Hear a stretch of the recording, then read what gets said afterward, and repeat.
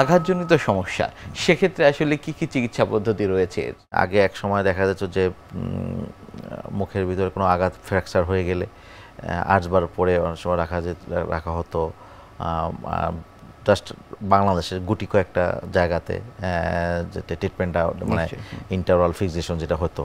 এখন মোটামুটি অলমোস্ট বাংলাদেশ প্রচুর ম্যাক্সিলোফেশিয়াল সার্জন তৈরি হয়েছে, তারা বাংলাদেশের সব জায়গাতেই যে প্রতিটা বিভাগীয় শহরে এমনকি জেলা শহরেও এই চিকিৎসা সেবাটা দিয়ে দিচ্ছে। তো আমরা যেটা করি সাধারণত আমরা আজকাল যে মিনি প্লেট পাওয়া যায়, বিভিন্ন ধরনের প্লেট পাওয়া যায়, এসএস পাওয়া যায়, টাইটেনিয়াম কোটিং, টাইটেনিয়াম পাওয়া যায়। এটা দিয়ে আমরা ফিক্সেশন করলে পেশেন্ট খুব অল্প সময় খুব তাড়াতাড়ি সুস্থ হয়ে যায়। এবং ফিক্সেশনগুলো যেটা আমাদের মাথায় রাখতে হয় যে মুখের অক্লুশনটা ঠিক করা।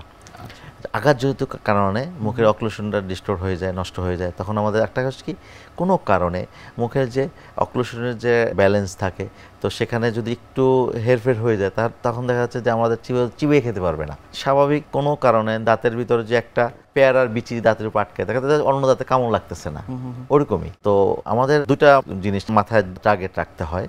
মোটো একটা হলো গিয়ে মুখের অক্লুশনটাকে এস্টাবলিশ করা একদম সুন্দরভাবে আগের মতো করে, যাতে পেশেন্ট প্রতিটা দাঁতে যাতে কামড় লাগে আর চাবাই খেতে পারে, এটাও আমাদের আগের অবস্থায় ফিরিয়ে নেওয়ার একটা টার্গেট থাকে।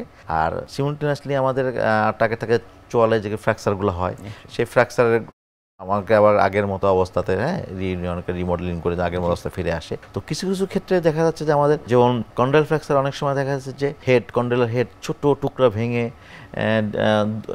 অনেক মানে এটা সরে যায়, অনেক দূরে সরে যায়, তখন সেক্ষেত্রে আমাদের ওইটাকে আমাদের বের করে নিয়ে আসতে হয়, অর্থাৎ অবস্থা বুঝে সেই অনুসারে চিকিৎসা পদ্ধতি নির্ধারিত হয়ে থাকে। অনেক ধন্যবাদ আপনাকে আমাদের আজকের এই অনুষ্ঠানে আসবার জন্য। আপনাকে অনেক ধন্যবাদ। এনটিভি পরিবারের সবাইকে অসংখ্য ধন্যবাদ।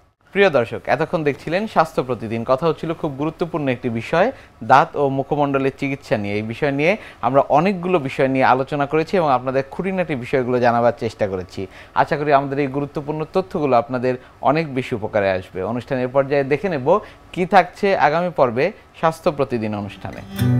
ডিমেনশিয়া বলতে আসলে বোঝা যায় আমাদের যে কর্মক্ষমতা, আমাদের যে স্মৃতিশক্তি, আমাদের যে ডেইলি অ্যাক্টিভিটি, এটা আসলে আমাদের একটা কগনিটিভ পাওয়ার উপর নির্ভর করে। আচ্ছা, যেমন আমার যে মনে রাখার ক্ষমতা, সেখান থেকে আমি মনে করতে পারি যে এটি একটি প্রোগ্রামে আমি এসেছি, এখানে আমাকে এই বিষয়ে আলোচনা করতে হবে। আমার যে কোনো জ্ঞান বিজ্ঞান আলোচনা সেটা কিন্তু মেমোরি থেকে কন্ট্রোল হয়। এই যে মেমোরি কমে যাওয়া বা স্মৃতিশক্তি কমে যাওয়া, এটার ইফেক্ট কিন্তু আমার সকল ক্ষেত্রে প্রভাব পড়ে।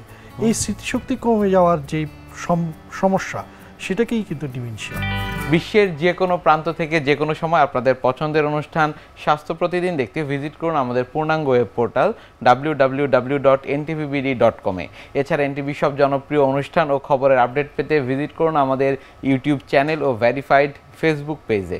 আজ এখানেই শেষ করছি, আগামীতে আবারও দেখা হবে। সে পর্যন্ত আপনারা সবাই ভালো থাকুন, সুস্থ থাকুন, এনটিভির সাথেই থাকুন।